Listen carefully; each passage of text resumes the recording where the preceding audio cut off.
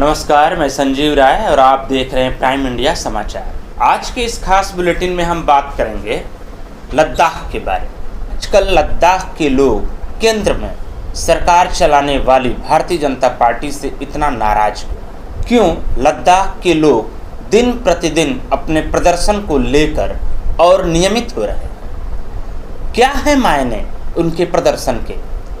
आखिर लद्दाख के लोग क्या चाहते हैं? 1970 हटने से पूर्व लद्दाख जम्मू कश्मीर का हिस्सा था। 5 अगस्त 2019 को जम्मू कश्मीर और लद्दाख इन दोनों को अलग अलग करके 2 अलग अलग केंद्र शासित प्रदेश का दर्जा दे दिया गया। लद्दाख के लोग अत्यधिक प्रसन्न हुए। क्यों? क्योंकि उन्हें ऐसा आभास हुआ कि लद्दाख में अब विकास की रफ्तार थोड़ी तेज होगी। लेकिन कुछ ही वर्षों में यहाँ के लोग दिन प्रतिदिन निराश होने लगे। क्यों? इसलिए कि उन्हें अपनी बातों को सरकार तक पहुँचाने के लिए केवल 2 ही माध्यम थे, या तो वहाँ के लेफ्टिनेंट गवर्नर हों या लद्दाख से एकमात्र चुने जाने वाले एमपी। इसी बात को लेकर लद्दाख के लोग बहुत ज़्यादा नाराज चल रहे हैं।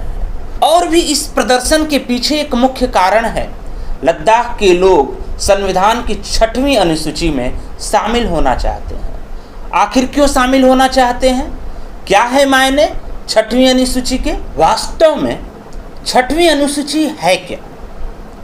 6वीं अनुसूची के अनुसार वहाँ पर एक अलग प्रकार का शासन हो जाता है। 6वीं अनुसूची में शामिल होने के बाद संविधान के अनुच्छेद 244(2) और 275(1) में स्पेशल सुविधा है और यह अधिकार पूर्वी भाग में असम, त्रिपुरा, मेघालय और मिजोरम में आज भी है।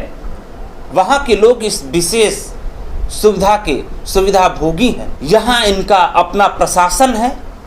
6वीं अनुसूची के अनुसार इन्हें अपना जिला बनाने का अधिकार होता है और अपना जिला बनाने के साथ साथ ये 30 सदस्यों के कुल 30 सदस्यों की एक कमेटी बनाने का इन्हें अधिकार होता है और इन 30 सदस्यों में 4 राज्यपाल के द्वारा मनोनीत होते हैं और साथ ही 26 वहाँ के लोकल सदस्य होते हैं। 6वीं अनुसूची के अंतर्गत आने वाले जिलों में जिला पंचायत के फैसलों के अलावा और कुछ भी नहीं माना जाता है।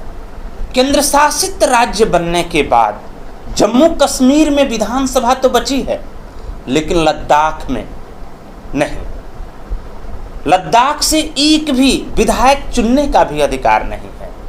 पहले 4 विधायक जम्मू कश्मीर विधानसभा में लद्दाख का नेतृत्व करते थे। इनका आरोप भी सही है कि उन्हें अपनी बातों को पहुंचाने के लिए कोई माध्यम नहीं बचा है। और उनका तो आरोप यहाँ तक है कि अब तो भारतीय जनता पार्टी के जिम्मेदार जो लोग हैं वे इस आंदोलन को ही खारिज कर रहे हैं। आखिर क्यों सरकार नहीं है मानने को तैयार? आखिर क्यों भारतीय जनता पार्टी की केंद्रीय सरकार लद्दाख को 6वीं अनुसूची में नहीं शामिल करना चाहती है? क्या है इसके पीछे का मुख्य मकसद? क्योंकि अगर सरकार लद्दाख को 6वीं अनुसूची में शामिल करती है, केंद्र शासित प्रदेश लद्दाख को एक विशेष राज्य का, इससे भी इतर एक और विशेष राज्य का दर्जा प्राप्त हो जाएगा। आखिर सरकार लद्दाख को 6वीं अनुसूची में शामिल क्यों नहीं करना चाहती? क्या है इसके मायने? लद्दाख में व्यवसाय के नाम पर केवल एक पर्यटन ही है। राजस्व के मुद्दे को देखा जाए तो राजस्व के नाम पर केंद्र सरकार को काफ़ी कुछ मिलने वाला नहीं है। हाँ, यदि सरकार राजस्व के पहलू को छोड़ दे तो सामरिक दृष्टि से यह बहुत महत्वपूर्ण है, क्योंकि लद्दाख से पाकिस्तान व चीन की संवेदनशील सीमाएं भी लगती हैं। इस बिंदु को ध्यान में रखकर सरकार को सोचना होगा, क्योंकि मात्र 3 लाख की आबादी वाला लद्दाख चुनावी गणित के हिसाब से तो केंद्र सरकार के लिए ज़्यादा महत्वपूर्ण नहीं है।